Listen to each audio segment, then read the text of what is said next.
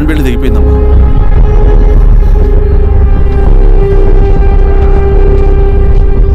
ఏమైనాది? Belt తెగిపోయింది sir. Sirisha గారు, ఇప్పటికే లేట్ అయిపోయినది, మనం జీప్లో పోదాం రండి.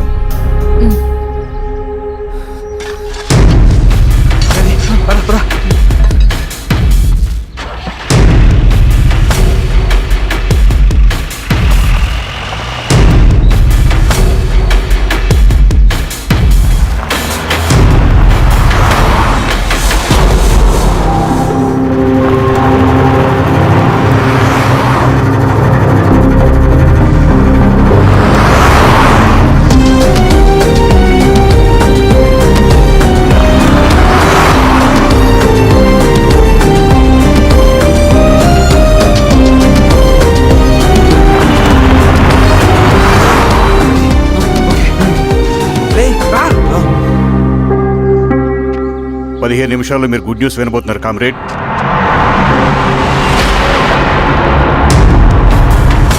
రవి వెళ్ళి చూడు.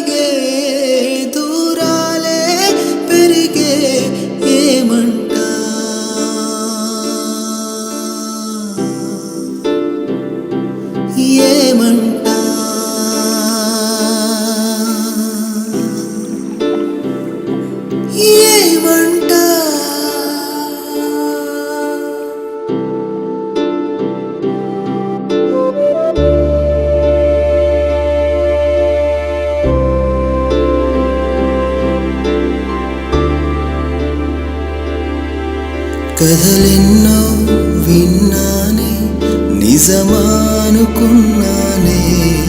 కడకేమో నా కలలే కథలాగా మిగిలాయే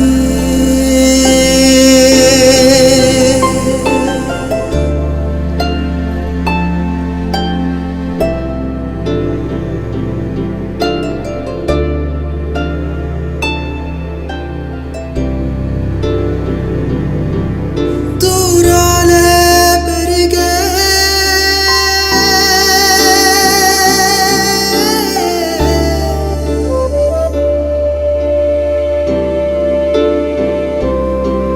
దూరాలే పెరిగే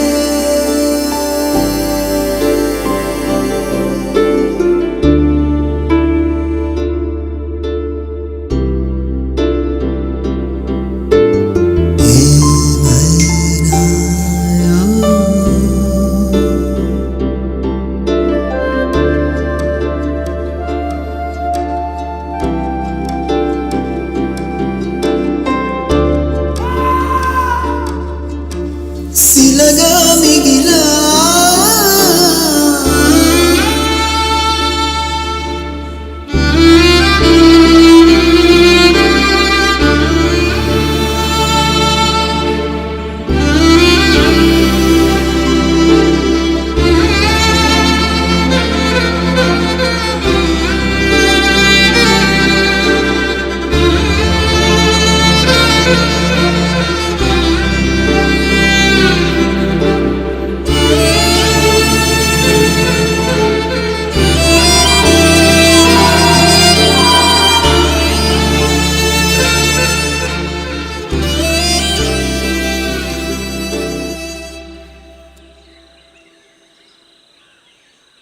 తీసుకో రవి, నాకొద్దు.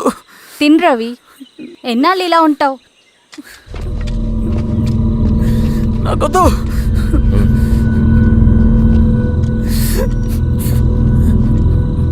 అక్కడ పెట్టేసి తిను.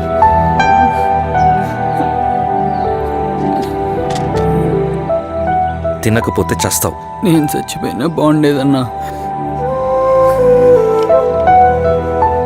చేతకానడు పిరుకోడు మాత్రమే ఏడుస్తూ కూర్చుంటాడు. నువ్వు ఏడుస్తూ పిరుకోడని ప్రూవ్ చేయొద్దు. జరిగే యుద్ధాన్ని ఆపేసి అడవి మధ్యలో భౌతికత చెప్పడానికి నేను కృష్ణుడు కాదు, నువ్వు అర్జునుడివి కాదు. మన విప్లవకారులం రవి. మనకి డ్యూటీస్ తప్ప ఎమోషన్స్ ఉండకూడదు. ఈ చేతులు అయ్యా నాకు అన్యాయం జరిగింది అని చెప్పి ఏడ్చే వాళ్ళ కన్నీళ్ళు తుడడానికి, మనకి మనం ఓదార్చుకోవడం కోసం కాదు. ఎన్నిసార్లు గాయపడినా సైనికుడు వెళ్లాల్సింది యుద్ధానికి. సిద్ధంగా ఉండు.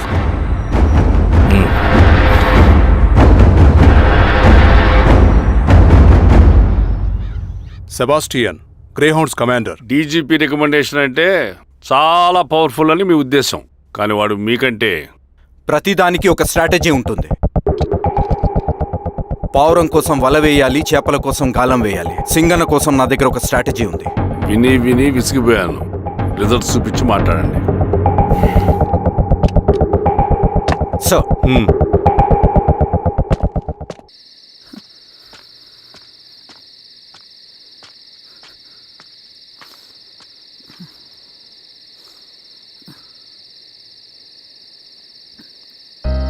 ఏమైపోయావన్నా ఇన్ని రోజులు?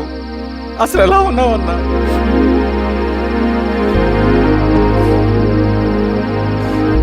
కాఫీ ఇస్తావా? తెస్తాను.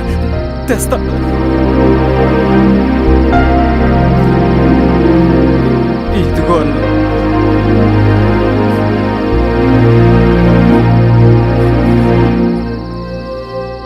అన్నా, శిరీష గారు నీకేమనేది ఇచ్చారన్నా. శిరీష నా కోసం ఇక్కడికి వచ్చిందా? అవునన్నా, చనిపోయే ముందు ఇక్కడికి వచ్చారన్నా. దేవత లాంటి మనిషి అనవసరంగా చంపేశారన్నా.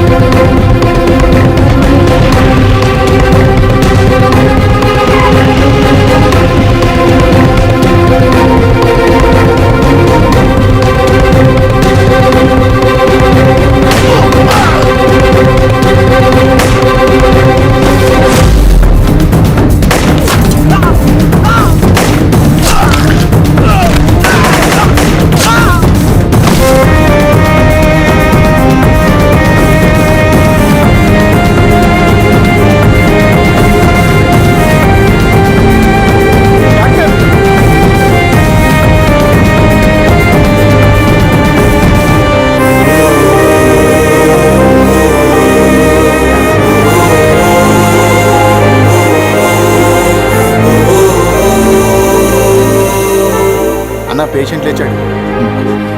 అన్నా అన్నా ఎక్కడికన్నా? నా పనుంది, ఆగురా. అన్నా రే ఆగు. అన్నా అన్నా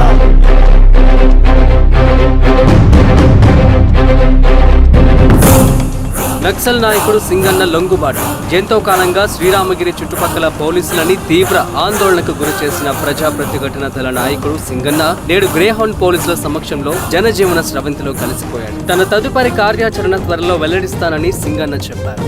సింగన్న సుదీర్ఘ పోరాటం నుంచి అకస్మాత్తుగా జనజీవన స్రవంతిలో కలవడానికి కారణం ఇంకా తెలియాల్సి ఉంది. నువ్వు స్ట్రాటజీ గురించి చెబుతుంటే నేను ఏమో అనుకున్నా. 100 గొడ్లను తిన్న రాబందు గాలివానకే చచ్చిందట. ఆ గాలివాన పేరేంటి తెలుసా? సబాషియన్. సూపర్ సబాషియన్. ఒక్క సుక్క మనోళ్ళ రక్తం చెందకుండా నువ్వు అంత పెద్ద నక్సలైట్ని పట్టుకున్నావంటే బా, నీ స్ట్రాటజీ మామూలు కదబ్బా. నాకు ఇచ్చిన కమిట్మెంట్ మాత్రం మర్చిపోద్దు సార్.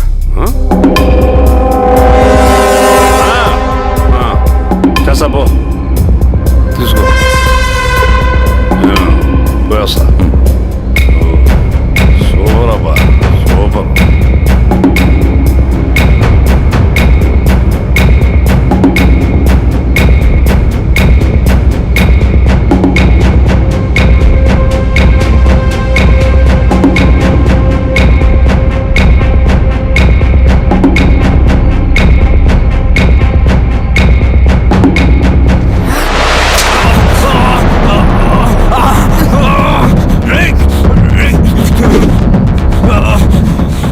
నువ్వు అన్నెక్కడా? నువ్వు సింగన్న మనిషివా? అడిగిన దానికి మాత్రం సమాధానం చెప్పు. సింగన్న కోసం చేస్తావా? భవిష్యత్తు గురించి ఇప్పుడే మాట్లాడా? జీవితం మీద రాసుంటే చెప్పరా? నాకు టైం లేదు. చెప్పను. నీ గొంతులో దిగిన మామూలు కత్తి కాదు, విషం పూసిన కత్తి. 2 నిమిషాల్లో నీ చావా బతుకు డిసైడ్ అయిపోతాయి. చెప్పు. చెప్తాను. శ్రీనివాస లాడ్జిలో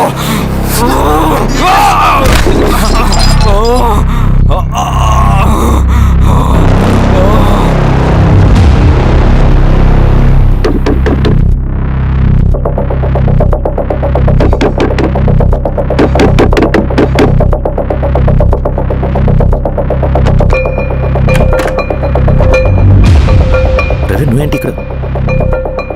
సర్లే లోపల. ఏయ్, ఏంట్రా ఇది?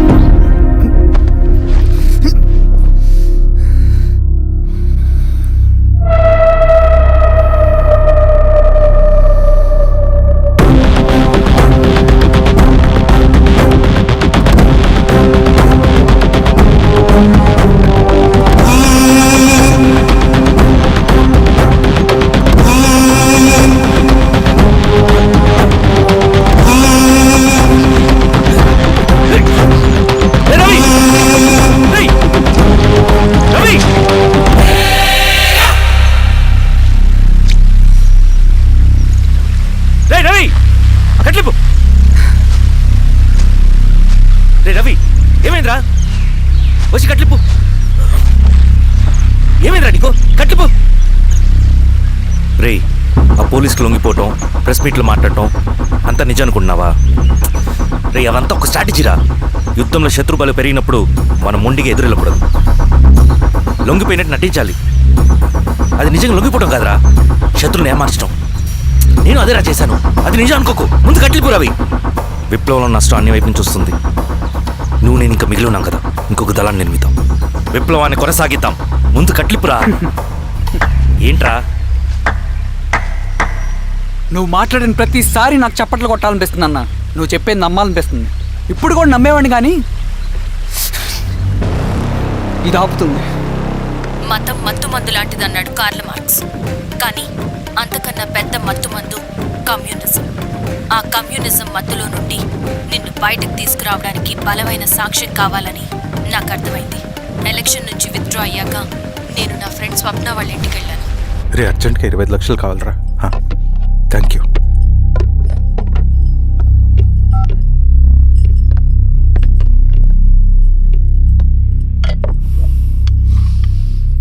చాలు.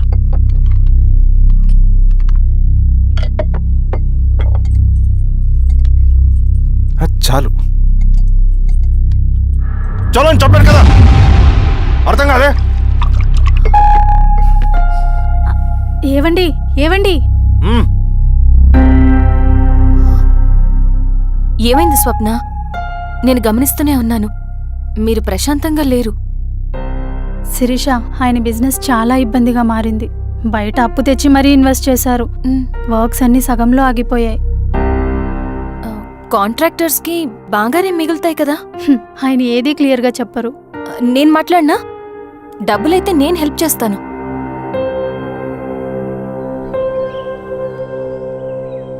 అన్నయ్య, చెప్పమ్మా. మీరు డబ్బు గురించి ఏదో ఇబ్బంది పడుతున్నారని అర్థమైంది. అవునమ్మా, ఈ ఏజెన్సీ కాంట్రాక్టర్ బతికే ఇంత ఏది సాఫీగా ఉండదు. అన్ని వైపుల నుంచి అడ్డంకులే. ప్రజల ప్రయోజనం కోసం బిల్డింగ్లు బ్రిడ్జ్లు కట్టాలి, అడ్డమైన వాళ్ళకి లంచం ఇచ్చుకోవాలి. ఇప్పుడు ఈ నక్సల్స్ ఒకళ్ళు తయారయ్యారు. నా బ్రతుక్కి పని పూర్తయ్యేదాకా ఫండ్స్ రిలీజ్ చేయరు, వీళ్ళేమో పని చేయనివ్వరు. ఏం చేయాలో అర్థం కావట్లేదు. నక్సల్సా? నక్సల్స్కి ఏంటి సంబంధం? అదే కదా సమస్య. బయట ప్రజల కోసం మేము ఉన్నామంటారు, లోపల ఎక్స్ట్రాషన్కి అలవాటు పడ్డారు. ఎవరు కరెక్ట్గా లేరమ్మా. ఎక్కడి వాళ్ళన్నయ్య? పినపాకం మండలం నక్సల్స్ 25 లక్షలు అడిగారు.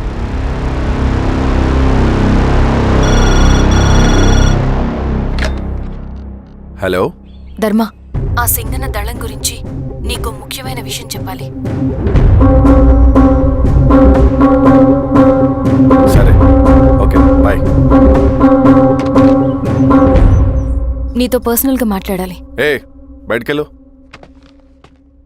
చెప్పు. అన్నయ్య చనిపోయిన తర్వాత ఎలక్షన్స్ లో పోటీ చేసిన నన్ను సింగన్న దళం కిడ్నాప్ చేశారు. కానీ అక్కడ ఒక వ్యక్తిని చూశాను. ఆ వ్యక్తినే అన్నయ్య చనిపోయే ముందు తన దగ్గర డబ్బులు తీసుకోవడం గమనించాను. ఆ క్షణమే సింగన్న దళంపై నాకు అనుమానం వచ్చింది.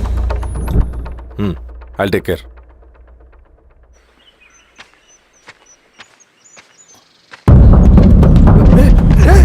భయపడదు, మీ చంద్రుడు మనుషులు.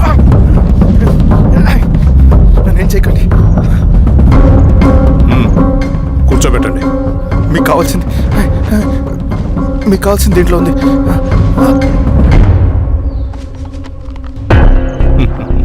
కాంట్రాక్టర్ డబ్బులు కదా, కొత్తగా ఉన్నాయి.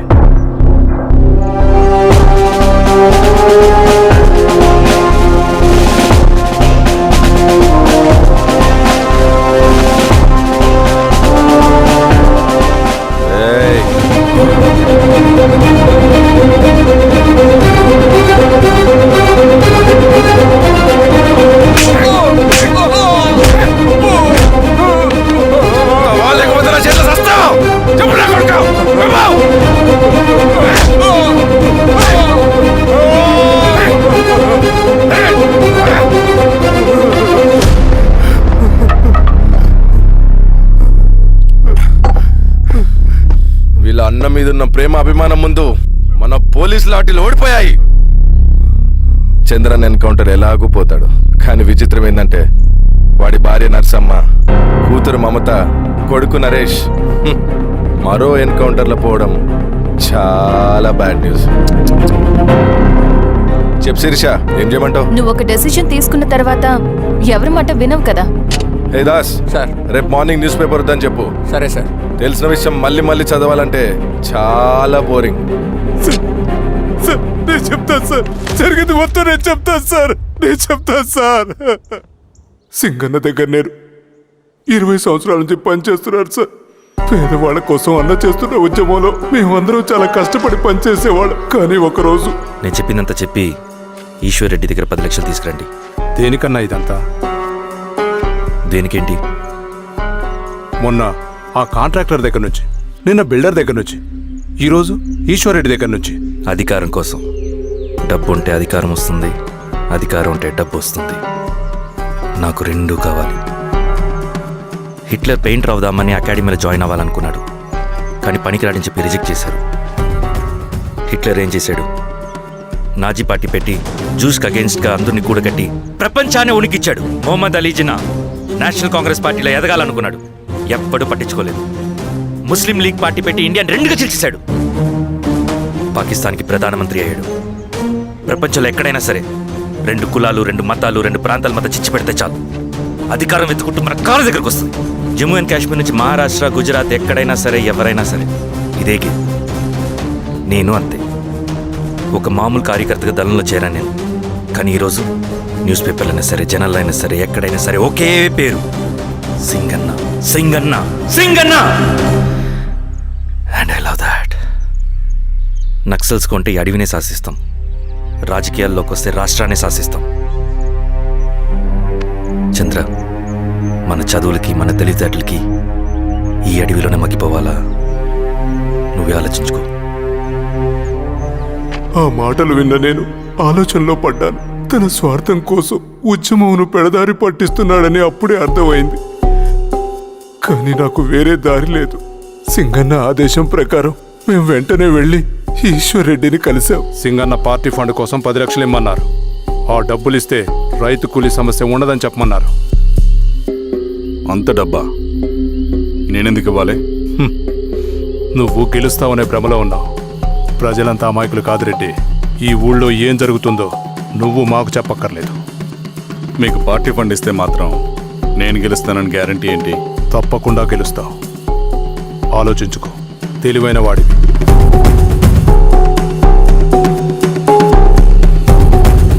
సరే.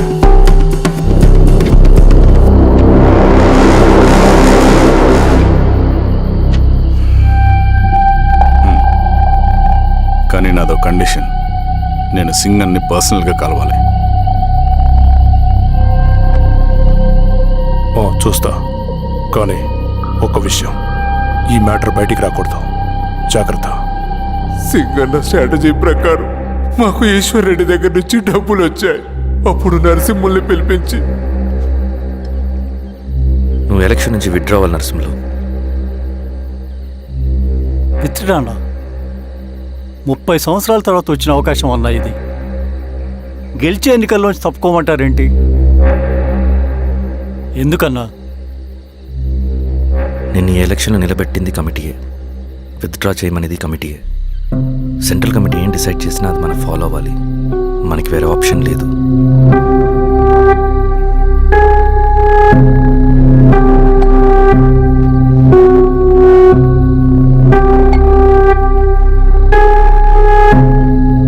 నన్ను నమ్ముకుని చాలామంది ఉన్నారన్నా. మీరు వద్దన్నా సరే నేను ఇండిపెండెంట్గా పోటీ చేస్తా. నీ పట్టుదల నాకు అర్థమైంది నరసింహులు. సెంట్రల్ కమిటీతో మరొకసారి నేను మాట్లాడతాను. కొంచెం వెయిట్ చేయి, తొందరపడద్దు. లాల్ సలాం. లాల్ సలాం. తన మాటకి ఎదురు చెప్పిన నరసింహుల్ని క్రూరంగా హత్య చేయించి, ఆ హత్యను ఈశ్వర్ రెడ్డి చేయించాడని అందరినీ నమ్మించి, ఆ తర్వాత ఈశ్వర్ రెడ్డిని కూడా. ఏంటి ఈశ్వరరెడ్డి గారు, కలుద్దామనుకున్నాం కానీ ఇలా కలుస్తామనుకోలేదు. ఏంటంత కోపం? ప్రజానాయకుడు నరసింహులు చంపినందుకు నీకు మరణదండనే. ఇంతకీ నన్ను ఎందుకు కలుద్దామనుకున్నావు? నరసింహ చావుకి నాకు ఏ సంబంధం లేదు.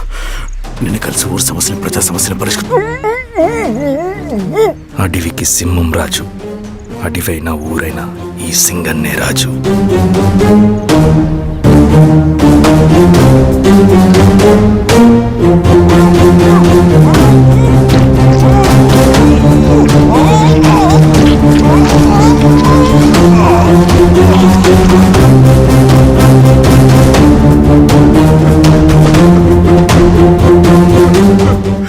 తప్పు చేశావు సార్. మొత్తం సింగన్నే చేశాడు. ఇంకా చెప్పాల్సింది ఏదైనా ఉందా? శిరీష ఆ రోజే చెప్పిందన్నా. ఇన్నాళ్ళ పోరాటంలో ఏం జరిగిందన్నా? ఏమీ లేదు. శిరీష వల్ల వాళ్ళ ఊర్లో రైతులకు భూములు వచ్చాయన్నా. నీ వల్ల చాగి అన్యాయంగా గొంతు కోసుకున్నాడన్నా. నరసింహులు, ఈశ్వర్ రెడ్డి, ఇంకెందరో అమాయకులు నీ అధికార దాహం వల్ల బలైపోయారు.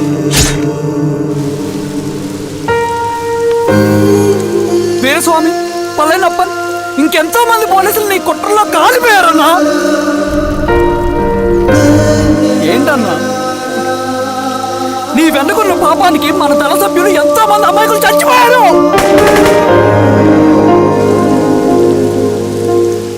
ఆ జనాలు అమాయకులన్నా. నువ్వు మాటలు చెప్పి రెచ్చగొడితే నువ్వేదో సమాజాన్ని ఉద్ధరిస్తావని నీ వెనుకున్నారు.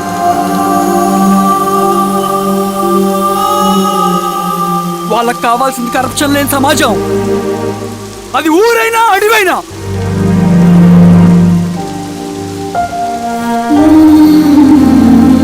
దేవత లాంటి అమ్మాయి అన్నా. బతికినంతకాలం అందరి జీవితాన్ని బాగు చేసిందన్నా.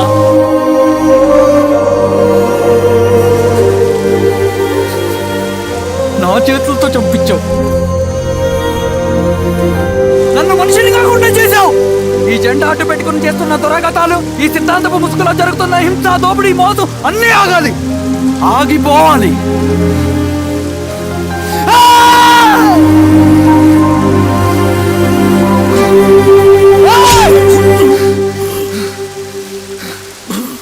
నువ్వు చెప్పిన సమాజం స్థాపితం కావాలంటే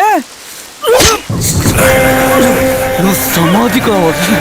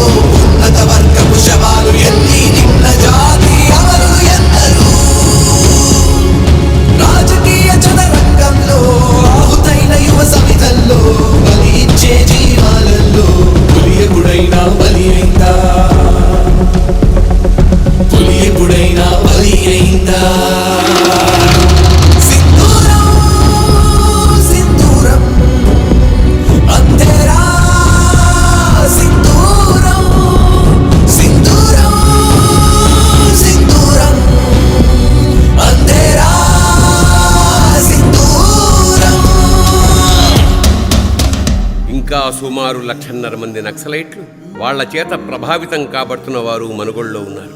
ఆదిలాబాద్, ఖమ్మం, బిడ్నాపూర్, గడ్చిరోలి, జగదల్పూర్ వంటి ప్రాంతాలు నక్సల్స్ వల్ల నిత్యం నెత్తురోడుతూనే ఉన్నాయి. వీళ్ళందరూ హింసను వదిలేసి జనజీవన స్రవంతిలో కలిసి చట్టబద్ధమైన పద్ధతుల్లోనే ప్రజా సమస్యలపై పోరాడాలని మనస్ఫూర్తిగా కోరుకుంటూ టీం సింధూరం.